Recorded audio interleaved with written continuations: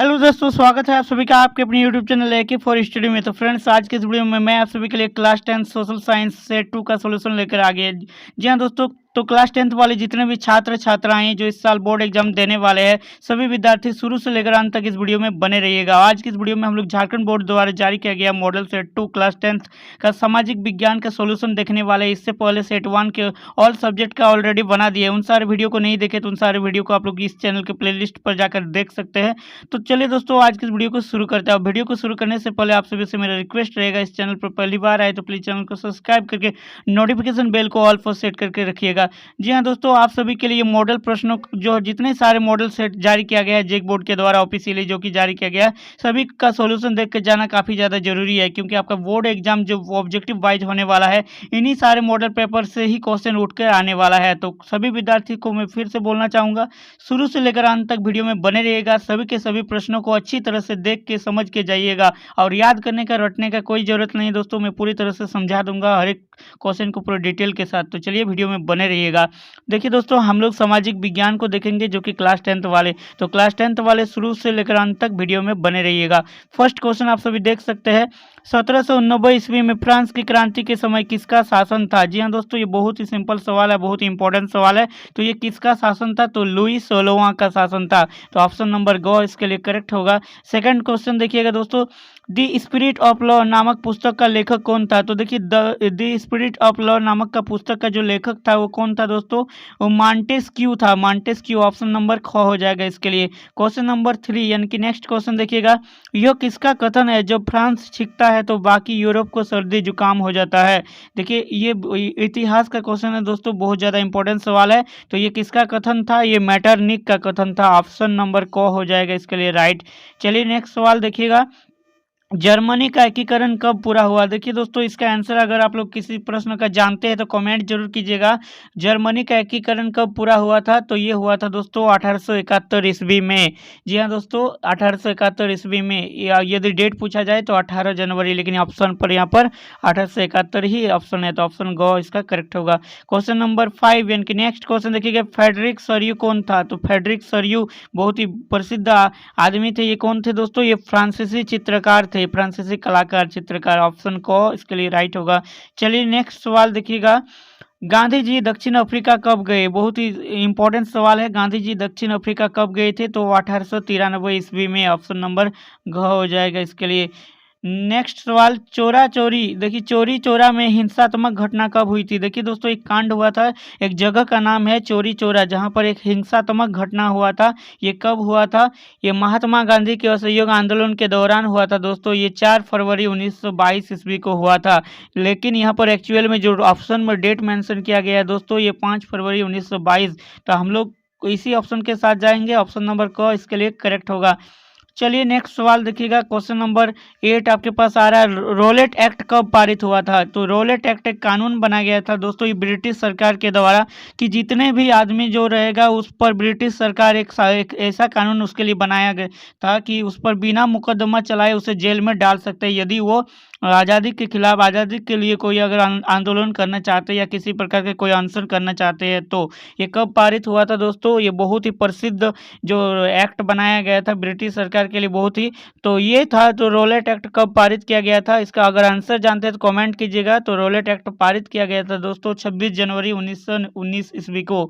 तो option number ख हो जाएगा 1919 ईस्वी, यहाँ पर खाली साल ही पूछा है। चलिए नेक्स्ट सवाल, वंदे मातरम गीत किस पुस्तक से लिया गया है? देखिए, प्रसिद्ध हमारा हमारा प्रिय देश जो कि भारत का जो कि गीत है, राष्ट्रीय गीत वंदे मातरम, इसकी जो रचयिता यानी कि इसका रचना किया है दोस्तों, ये बंकिम चट्टोपाध्याय के द्वारा। लेकिन वंदे मातरम जो उनके उपन्यास के द्वारा, कौन सा उपन्यास था दोस्तों? आनंद मठ, यानी कि आनंद मठ पुस्तक से ही लिया गया है। और अगर इसका बात किया जाए कि इसका जो धुन किसने तैयार किया था दोस्तों, ये यदुनाथ भट्टाचार्य ने। किसने किया था? यदुनाथ भट्टाचार्य, जिसे भी याद रखिएगा। अगर पूछा जाए कि ये सबसे पहले ये जो ये वंदे मातरम जो किसके द्वारा गाया गया था, तो सबसे पहले जो एक सन्यासी थे भवानंद नाम का, उनके द्वारा गाया गया था। तो आनंद मठ से लिया गया है वंदे मातरम, याद रखिएगा, बहुत ही इंपॉर्टेंट सवाल है। क्वेश्चन नंबर 10 नेक्स्ट क्वेश्चन, बापू किन्हें कहा जाता है? तो हमारे प्रिय महात्मा गांधी जी को बापू के नाम से जाना जाता है। ऑप्शन ख होगा इसके लिए। चलिए नेक्स्ट सवाल देखेंगे, समायोक्ता के आधार पर संसाधन कितने प्रकार के होते हैं, यानी कि समाप्त हो जाएगा उसके आधार पर संसाधन कितने प्रकार के होते हैं, तो 2 प्रकार के होते हैं दोस्तों। क्या क्या, तो ऑप्शन क हो जाएगा। देखिए नवीकरणीय और अनवीकरणीय 2 प्रकार के होते हैं, जो कि समाप्तता के आधार के पर 2 प्रकार के होते हैं। नेक्स्ट सवाल देखिएगा, निम्नलिखित में से किस राज्य में सीढ़ीदार खेती की जाती है। देखिए सीढ़ीदार खेती यानी कि पहाड़ी इलाका किस राज्य में है, तो यह है उत्तराखंड, उत्तरांचल जिसे हम लोग कह सकते हैं। ऑप्शन ख हो जाएगा। नेक्स्ट सवाल देखिएगा, पूर्वी तट के नदी डेल्टाओं पर किस प्रकार की मृदा पाई जाती है। तो पूर्वी तट के नदी डेल्टाओं पर किस प्रकार की मृदा पाई जाती है, तो दोस्तों यहाँ पर जलोढ़ मृदा पाई जाती है। ऑप्शन ग इसके लिए करेक्ट होगा। चलिए नेक्स्ट सवाल, किस मृदा को रेगर या स्वतः जुताई वाली मृदा भी कहते हैं। तो किस मृदा को कहते हैं, काली मृदा को। ऑप्शन क इसके लिए करेक्ट होगा। क्वेश्चन नंबर 15, इनमें से कौन सा संरक्षण तरीका समुदायों की सीधी भागीदारी नहीं करता है। तो कौन सा संरक्षण सीधी भागीदारी नहीं करता है, संयुक्त वन प्रबंधन, चिपको आंदोलन, बीच बचाओ आंदोलन या वन्य जीव पशु विहार का परिसीमन। तो कौन सा, इसको आपको क्वेश्चन इस 15 नंबर सवाल का जो कि आपको आंसर कमेंट में कीजिएगा दोस्तों, कमेंट में इसका उत्तर दीजिएगा। इसका आंसर हम नहीं बताएंगे। तो चलिए कमेंट में आप सभी का देखते हैं कि कौन कौन से विद्यार्थी पूरे वीडियो में बने रहते हैं और कौन सा पढ़ाई को लेकर ध्यान पूरा एकीकृत करके पढ़ाई कर रहे हैं। तो चलिए नेक्स्ट सवाल देखिएगा, भारत जैव विविधता में समृद्ध देश है, विश्व की कितनी प्रतिशत उपजातियां भारत में पाई जाती है। तो कितनी प्रतिशत पाई जाती है, बहुत ही इंपॉर्टेंट सवाल है ये भी। तो इसे देखिएगा, ये 8% पाई जाती है। ऑप्शन नंबर क हो जाएगा। चलिए नेक्स्ट सवाल, भारतीय वन्य जीव रक्षण अधिनियम कब लागू किया गया था, यानी कि वन्य जीवों की रक्षा के लिए एक नियम बनाया गया था, ये कब लागू किया गया था दोस्तों। तो ये 17 का आंसर हो जाएगा। क्या होगा, चलिए 17 का 1972, जी हाँ दोस्तों 1972 में ये लागू किया गया था। ऑप्शन नंबर ग। चलिए नेक्स्ट सवाल देखिएगा, क्वेश्चन नंबर 18, भारत में बहुउद्देशीय नदी परियोजना को आधुनिक भारत का मंदिर किसने कहा था। तो ये किसने कहा था, 18 नंबर का सवाल का जो आंसर है जवाहरलाल नेहरू ने कहा था। जी हाँ दोस्तों, जवाहरलाल नेहरू, इसे याद रखिएगा। दामोदर नदी घाटी परियोजना किस राज्य में स्थित है। तो दामोदर नदी घाटी परियोजना किस राज्य में स्थित है, तो ये जो स्थित है दोस्तों हमारा प्यारा झारखंड राज्य में स्थित है। ऑप्शन नंबर क झारखंड।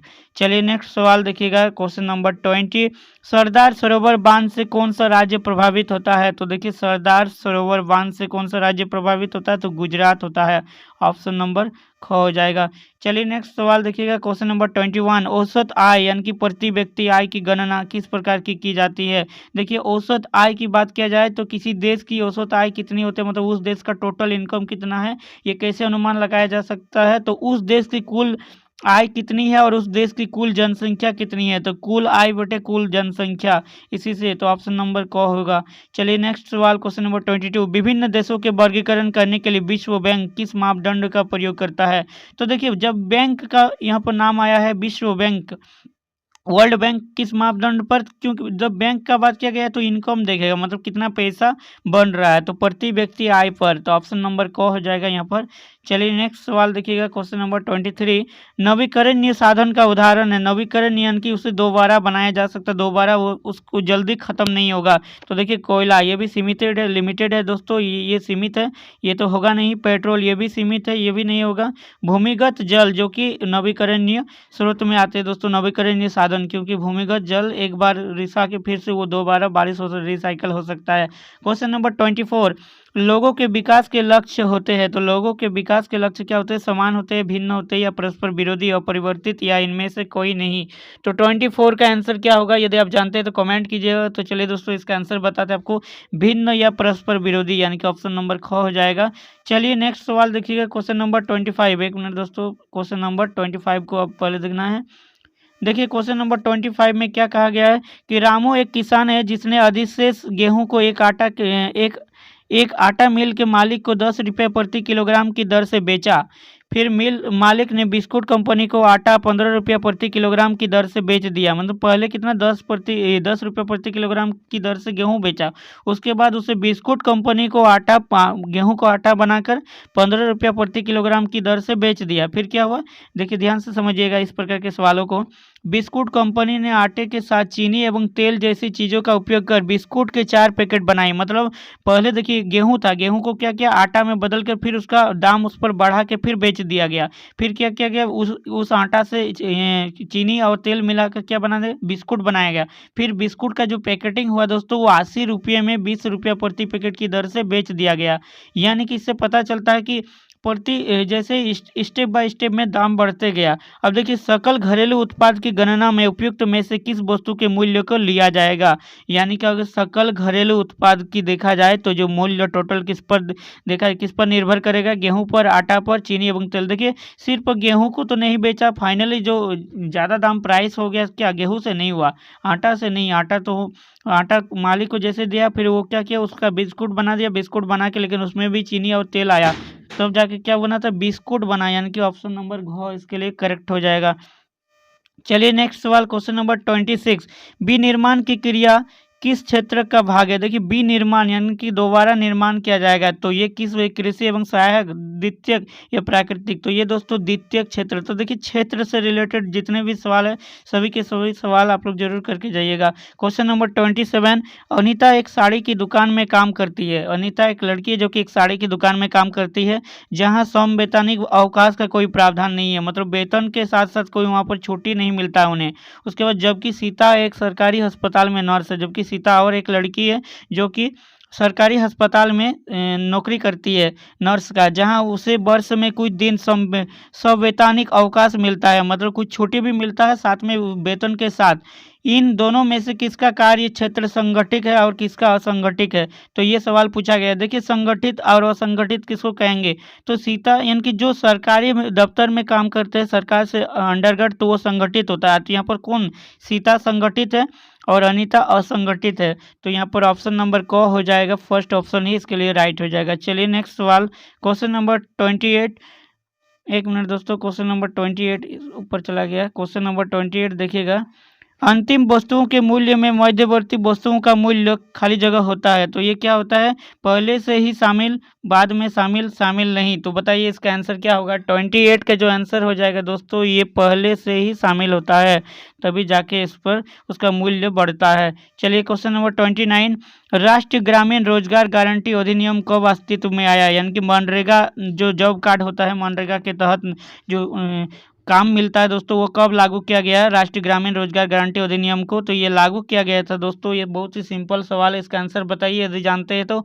इसका लागू किया था दोस्तों 2005 ईस्वी में। ऑप्शन नंबर क इसके लिए राइट होगा।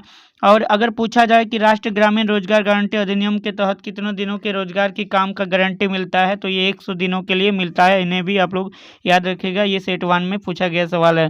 Question number 30। भंडारण को किस क्षेत्र में शामिल किया जाता है। तो भंडारण को किस क्षेत्र में शामिल किया जाता है, ये तृतीय क्षेत्र में। आप लोग एक बात याद रखिएगा दोस्तों, फर्स्ट क्षेत्र, सेकंड क्षेत्र और थर्ड क्षेत्र, यानी कि प्रथम क्षेत्र और द्वितीय क्षेत्र और तृतीय क्षेत्र। देखिए प्रथम प्राथमिक में कौन कौन आते हैं तो पर्यावरण से जुड़े यानी कि मिट्टी हो गया, पानी हो गया, ये सब वायु वगैरह क्या हुआ प्राथमिक में। जैसे ही उस पर बन के जैसे ईंटें भट्टा वगैरह जो बनता है कारखाना वो द्वितीय में चला गया। और जैसे ही कोई चीज़ बन के वहाँ से घर बनने लगा, जैसे कोई सेवा देने लगा, जैसे बैंक वगैरह ये सब कोई सेवा दे रहा है तो ये तृतीय में चला गया। इस बात से आप लोग ऐसे याद रखिएगा। तो भंडारण यानी कि कोई चीज़ का भी भंडारण होता है तो सेवा यानी कि समाज के लिए काम में आ जाते हैं तो समाज के लिए काम में तो वो तृतीयक हो जाएगा। ऑप्शन नंबर ग इसे याद रखिएगा, बहुत ही इंपॉर्टेंट सवाल इस तरह से आप लोग बना सकते हैं। Question number 31। संघीय शासन व्यवस्था के संबंध में निम्न में से कौन असत्य है। संघीय शासन व्यवस्था देश की एकता की सुरक्षा करना और उसे बढ़ावा देना, ये तो सही है। क्षेत्र विविधता का सम्मान करना, ये भी सही है। विभिन्न स्तर की सरकारों के बीच सत्ता का बंटवारा, ये भी सही है दोस्तों। अदालतों को संविधान और विभिन्न स्तर की सरकारों के अधिकारों की व्याख्या अधिकार न होना, तो ये गलत बोला है दोस्तों। ऑप्शन नंबर घ इसके लिए आंसर हो जाएगा। क्वेश्चन नंबर 32 देखिएगा। बेल्जियम में फ्रेंच भाषा बोलने वाले का प्रतिशत कितना है। तो बेल्जियम में फ्रेंच भाषा बोलने वाले का प्रतिशत कितना है तो बताइए इसका आंसर जानते हैं तो क्वेश्चन नंबर 32 का क्या होगा 40 हो जाएगा, 40 ऑप्शन नंबर ग। चलिए नेक्स्ट सवाल। श्रीलंका में तमिल को कब राज्य भाषा घोषित किया गया दोस्तों। तो बहुत ही सिंपल सवाल है। श्रीलंका में तमिल पहले सिंगली चल रहा था तो सिंगली को हटाकर यहाँ पर तमिल को राज्य भाषा घोषित किया गया। कब किया गया दोस्तों, इसका सवाल इस सवाल का आंसर हो जाएगा 56 1956 में। जी हाँ दोस्तों 1956 याद रखिएगा। बहुत कोई टीचर या फिर बहुत कोई स्टूडेंट 1960 जो मार देते हैं, लेकिन यहाँ पर 1956 होगा ऑप्शन नंबर को। चलिए नेक्स्ट सवाल देखिएगा। क्वेश्चन नंबर 34, संविधान में कुल कितनी भाषाओं को अनुसूचित भाषाओं का दर्ज दिया गया है? तो बहुत ही सिंपल क्वेश्चन है, प्यारा सवाल, आप सभी इसका आंसर जानते होंगे यदि संविधान के बारे में सबको थोड़ा बहुत मालूम रहता ही है। तो देखिए ये हमारे देश की गौरव की बात है दोस्तों। संविधान में कुल कितनी भाषाओं को अनुसूचित भाषाओं का दर्जा दिया गया है? तो टोटल 22। ऑप्शन नंबर घ इसके लिए आंसर हो जाएगा। क्वेश्चन नंबर 35, एक मिनट दोस्तों, क्वेश्चन थोड़ा ऊपर चला गया। क्वेश्चन नंबर 35 देखिएगा। निम्न में से कौन सुमेलित नहीं है, मतलब कौन मैच नहीं हो रहा है? देखिए भारतीय संघ और राष्ट्रपति उपराष्ट्रपति सॉरी राज्य और उपराष्ट्रपति, ये बिल्कुल सही। राज्य का मालिक कौन होता है? उपराष्ट्रपति राज्य को हैंडल कर सकता है। नगर निगम मेयर, ये भी बिल्कुल सही है। ग्राम पंचायत को सरपंच या मुखिया संभाल सकते हैं, ये भी सही है। लेकिन भारतीय संघ को कौन संभालता है दोस्तों? प्रधानमंत्री। तो ये जो ऑप्शन नंबर को इसके लिए रॉन्ग हो जाएगा, ऑप्शन नंबर को नहीं मैच कर रहा है। तो चलिए क्वेश्चन नंबर 36, 7 पार्टी अलियंस यानी कि सप्तदलीय गठबंधन का गठन किस देश में किया गया था? तो ये किस देश में किया गया था? तो बताइए, इसका आंसर जानते हैं तो ये किया गया था दोस्तों नेपाल में, ऑप्शन नंबर ख। चलिए नेक्स्ट सवाल देखिएगा। क्वेश्चन नंबर 37, बोले भैया किस महादेश में उपस्थित है? तो ये किस महादेश? अमेरिका, लातीनी अमेरिका या अफ्रीका या यूरोप? तो यहाँ पर आंसर हो जाएगा लातीनी अमेरिका। दक्षिणी अमेरिका यहाँ पर आई थिंक होना चाहिए, ऑप्शन में मिस्टेक क्या है, प्रिंट मिस्टेक है लिखावट में। क्वेश्चन नंबर 38, नेक्स्ट क्वेश्चन देखिएगा। बोलीविया में जल युद्ध नामक आंदोलन का नेतृत्व किसने किया था? तो ये किसने किया था दोस्तों? फेडेकर ने किया था, ऑप्शन नंबर को से याद रखिएगा। चलिए नेक्स्ट सवाल, क्वेश्चन नंबर 39, इनमें से कौन सा कथन असत्य है, मतलब कौन सा कथन गलत बोला है? तो क्वेश्चन नंबर को देखिएगा, ऑप्शन नंबर को। राजनीतिक दल राजनीतिक पक्ष लेते हैं जबकि दबाव समूह राजनीतिक मसलों की चिंता नहीं करते, ये बिल्कुल सही बोला है। और देखिए दबाव समूह कुछ लोगों तक ही सीमित होते हैं जबकि राजनीतिक दल का ज़्यादा लोगों तक फैला रहता है, ये भी सही है।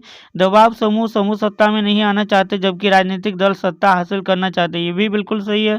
दबाव समूह और राजनीतिक दल समान प्रकृति के हैं, जी हाँ दोस्तों ये बिल्कुल गलत बोला है।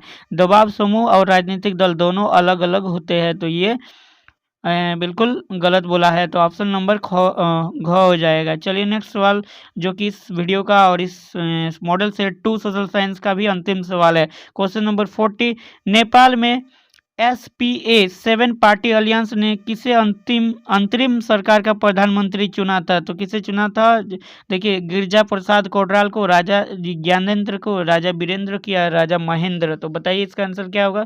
तो इसका आंसर हो जाएगा दोस्तों राजा वीरेंद्र को चुना गया था, ऑप्शन नंबर ग। तो ये था दोस्तों आपका class 10th model set 2 social science यानी कि सामाजिक विज्ञान का पूरा सोल्यूशन। तो आई थिंक आप सभी को आज का ये वीडियो पसंद आया तो प्लीज़ इस वीडियो को एक लाइक कर दीजिएगा और अपने सभी मित्रों के साथ इस वीडियो को शेयर जरूर कीजिएगा। और अभी तक दोस्तों आप लोग सेट 1 मॉडल सेट 1 के हर एक सब्जेक्ट का बना दिए वीडियो, मैथमेटिक्स का नहीं बनाए हैं तो मैथमेटिक्स का बहुत जल्द अपलोड कर देंगे। आप सेट 2 सेट 3 सेट 4 सभी के लिए बना रहे दोस्तों। और क्लास 9th 11 12 वाले थोड़ा सा वेट कीजिए दोस्तों, जैसे क्लास 10th का खत्म कर देंगे क्लास 9th और 11th और 12 का फटाफट एक लगभग और एक सप्ताह के अंदर सारे के सारे वीडियो में पूरे मेहनत करके आप सभी के लिए अपलोड कर दूंगा। तो इसलिए चैनल पर बने रहिएगा, प्लीज़ थोड़ा सा वेट कर लीजिएगा यदि आप 9th या 11th या 12 के विद्यार्थी हो। और स्क्रीन पर आ रहे क्लास 10th वाले छात्र छात्रा इन सारे वीडियो को अभी तक नहीं देखे तो प्लीज़ इन सारे वीडियो को भी जरूर देख लीजिएगा। आपके आने वाले एग्जाम के लिए बेहतर साबित होने वाला सारे के सारे प्रश्न, क्योंकि कभी हो सकता है दोस्तों कुछ ऐसा प्रश्न आ गया जो कि आपको लगता था इसे पढ़ लेना चाहिए था, यदि आप उन्हें पढ़ के नहीं गए और आपको एग्जाम में देखने को मिल गया तो काफ़ी ज़्यादा नुकसान हो जाएगा आपका। एक नंबर के कारण आप पीछे रह जाइएगा अपने मित्र अपने दोस्तों के साथ, अपने पड़ोसी के। तो इसलिए ज़्यादा मार्क्स चाहते हैं, बेहतरीन मार्क्स लाना चाहते हैं तो उसके लिए हर एक क्वेश्चन को हर एक चीज़ को समझ के जाइए और देख के जरूर जाइएगा। तो टेक केयर दोस्तों, अच्छे से तैयारी कीजिए। बाय बाय, फिर मिलते हैं एक और वीडियो में। तो अभी तक हम लोग सेट 2 देख लिए, set 3 set 4 set 5 already video recording कर रहे हैं दोस्तों। हर एक सब्जेक्ट का फट से आपको जल्द टू जल्द प्रोवाइड कर देंगे, इसलिए चैनल पर बने रहिएगा। चैनल को सब्सक्राइब करके नोटिफिकेशन बेल को ऑल पर सेट करके रखिएगा ताकि जैसे मैं वीडियो डालूं तो उसका नोटिफिकेशन सबसे पहले आपको मिले और आप उन वीडियो को देख कर उसका फ़ायदा उठा पाए। तो फिर मिलते हैं एक और वीडियो में। Take care, bye bye.